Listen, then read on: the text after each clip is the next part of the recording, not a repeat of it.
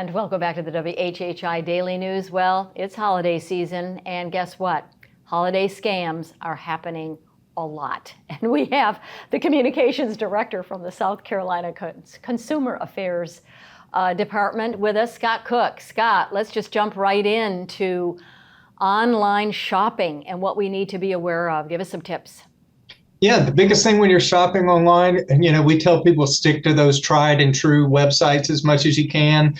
We know you're on social media and other websites, and you're probably getting ads for all kinds of stuff, but we know scammers sometimes pay money to run some of those ads and things like that. So you might be clicking along on things you're seeing in your feed, and then you end up on some of these kind of sketchy websites or things that look like they're real, but kind of end up getting you to those sites that are just taking your money and not really giving you a product. So you really want to stick to those tried and true sites, those things that you're using all year long. Stick with them, keep going to those websites, and don't get kind of sidetracked with these sites that you don't know and you're not familiar with. Okay, so Scott, what about getting a fake delivery notification? Does that happen?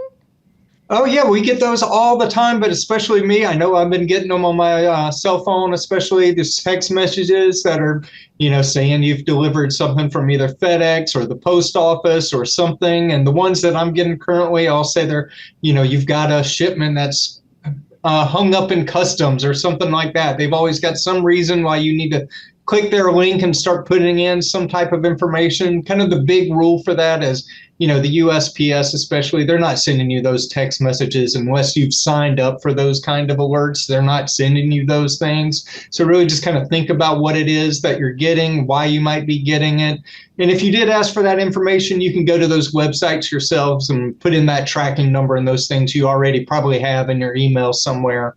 Just verify it before you click it. Okay, very good. And so you're talking getting texts, maybe even emails too, saying that something's going to be delivered, right? If it's not a tried and true, yeah.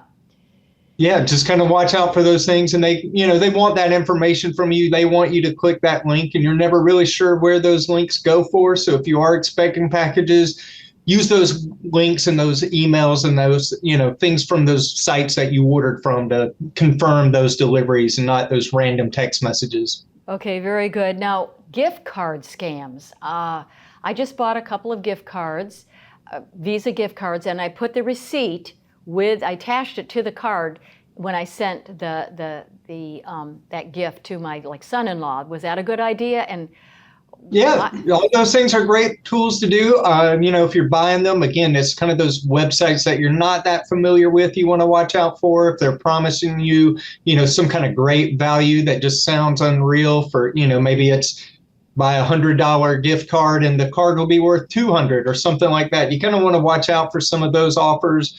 You're fine if you're going through those, legitimate stores that you're going through all the time, but it's those kind of side websites that kind of advertising those gift cards at incredibly low prices that you want to watch out for those.